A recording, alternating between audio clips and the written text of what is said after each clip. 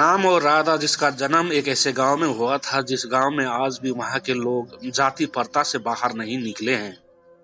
लेकिन उसी गांव में राम नाम का लड़का रहता था जो जाति से दलित समाज का था। वो अपने घर चलाने के लिए बच्चों को ट्यूशन पढ़ाया करता था। राम हमेशा बच्चों को सही राह पर चलने की सीख देता था।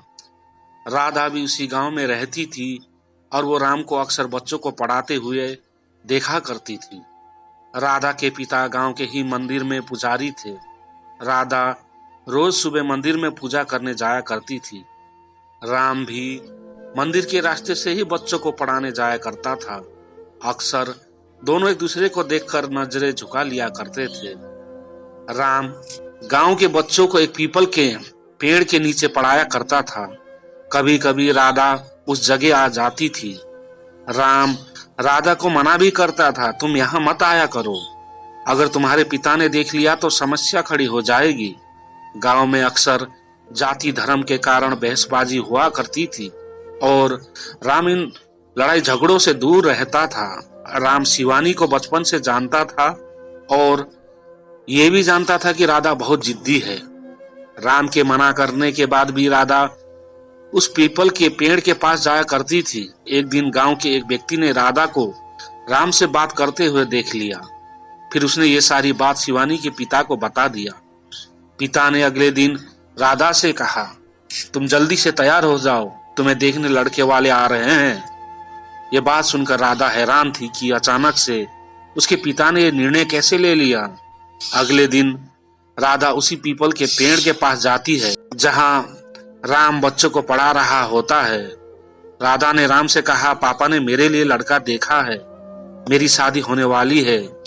ये तो अच्छी बात है, राम ने कहा, लेकिन मुझे शादी नहीं करनी है, मुझे यहीं रहना है इसी गांव में। राधा, क्यों, ऐसा क्या है इस गांव में जो तुम यहाँ से जाना नहीं चाहती हो? राम बोला, क्योंकि इस गांव में पापा है और तुम। इतना कहकर राधा वहां से चली जाती है। राम अब समझ चुका था कि राधा उसे पसंद करती है। राम के दिल में भी राधा के लिए प्यार था, लेकिन उसने कभी भी अपने दिल की बात राधा को नहीं बताया।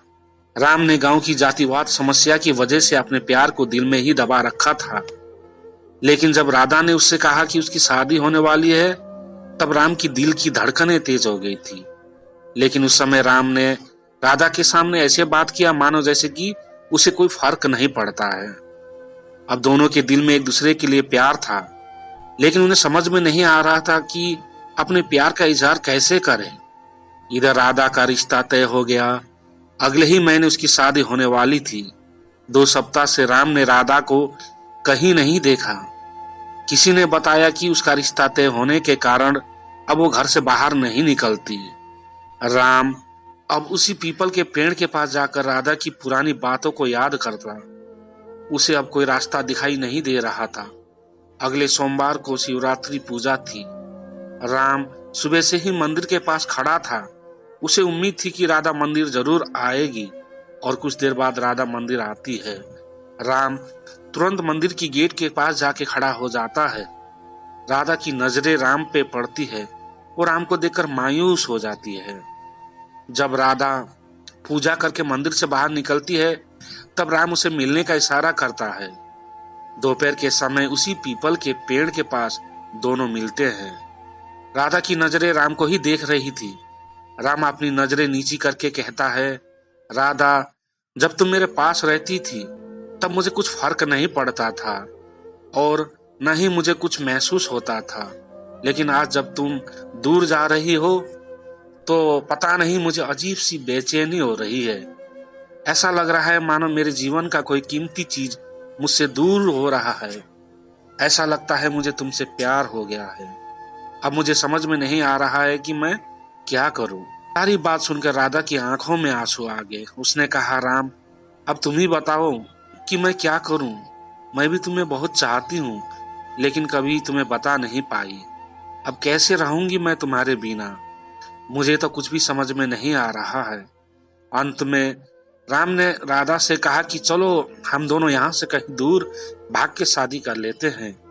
लेकिन राधा ने राम को मना कर दिया, क्योंकि राधा को अपने पिता की इज्जत और गांव में उनकी मान सम्मान दिखने लगी और वो ऐसा कोई कदम उठाना नहीं चाहती जिसकी वजह से उसके पिता का सिर झुके। राधा ने राम से कहा कि अगर मैं इस गांव से भागती हूँ तो मेरे पिता का क्या होगा? वो तो किसी से नजरें नहीं मिला पाएंगे, इसलिए मैं भागकर शादी नहीं कर सकती। कुछ समय तक राम ने भी सोचा और उसे भी राधा की बात सही लगी। तो अब आखिर में दोनों के पास बिछड़ने के अलावा और कोई रास्ता नहीं था। दोनों ने जी भर के एक दूसरे को देखा और अंत में दोनों ने एक दूसरे को गले लगाया और हमेशा के लिए एक दूसरे से जुदा हो गए।